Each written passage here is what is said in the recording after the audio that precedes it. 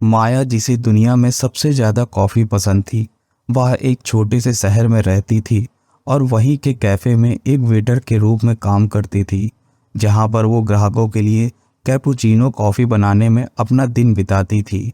एक दिन एक सुंदर अजनबी लड़का कैफ़े में आया और उसने एक ब्लैक कॉफ़ी का ऑर्डर दिया। माया का ध्यान उस पर गया और वह उसे घूरे बिना नहीं रह सकी। वह काफी लंबा था और उसके काले बाल और नीली आंखें थी और ऐसा लग रहा था जैसे वह किसी सोच में खो गया हो। जब वह अपनी कॉफी का इंतजार कर रहा था तो माया अपने आप को रोक नहीं पाई और उससे बातचीत शुरू कर दी। दोनों ने अपने पसंदीदा कॉफी के बारे में एक दूसरे से बात की और उसने बताया कि उसे अपनी कॉफी कैसी लगी। वे दोनों ऐसे हंसी मजाक कर रहे थे जैसे कि वे एक दूसरे को सालों से जानते हो। उस अजनबी लड़के का नाम मयंक था और वह व्यापार के सिलसिले में शहर आया हुआ था।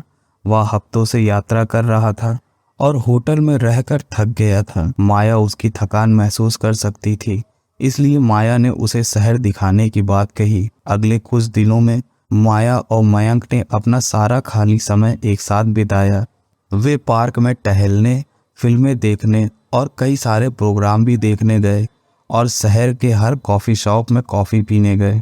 उन्होंने अपनी पसंदीदा किताबों से लेकर भविष्य के सपनों तक हर चीज़ के बारे में बात की। जैसे जैसे उनकी दोस्ती गहरी हुई, माया को एहसास हुआ कि उसे मयंक से प्यार हो रहा है। उसने पहले कभी किसी के बारे में ऐसा महसूस नहीं किया था और वह जानती थी कि वह हमेशा उसके साथ रहना चाहती है। एक दिन जब वे कैफ़े के एक शांत कोने में बैठे थे, माया ने हिम्मत जुटाकर मयंक को बताया कि उसे वह कैसा लगता है, लेकिन मयंक अपनी भावनाओं को स्वीकार करने में झिझक रहा था क्योंकि वह जानता था कि उसे जल्द ही शहर छोड़ना होगा। लेकिन वह माया के साथ अपना जुड़ाव नकार नहीं सकता था। माया और मयंक अपने बचे हुए समय में साथ थे। उन्होंने एक साथ कॉफ़ी पी, लंबी सैर की और भविष्य के लिए अपनी योजनाओं के बारे में बात की। जब मयंक के जाने का समय आया तो उन्होंने संपर्क में रहने और जल्द ही एक दूसरे से फिर से मिलने का वादा किया। महीने बीत गए। माया और मयंक हर दिन फ़ोन पर बात करते थे।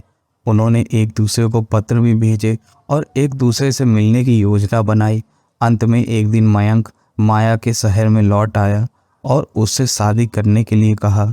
जब वे कैफ़े में एक साथ खड़े थे जहां वे पहली बार मिले थे, अपने पसंदीदा कॉफ़ी की चुस्की लेते हुए माया जानती थी कि उसे अपना सच्चा प्यार मिल गया है। उसने भी मयंक को शादी के लिए हाँ कहा। वे कॉफ़ी की सुगंध और अपने प्यार की गर्माहट के साथ हमेशा के लिए खुशी खुशी साथ में रहने लगे। उम्मीद करता हूँ दोस्तों आपको ये कहानी पसंद आई होगी। ऐसी और कहानियाँ पढ़ने और सुनने के लिए हमारे चैनल को सब्सक्राइब करें। धन्यवाद।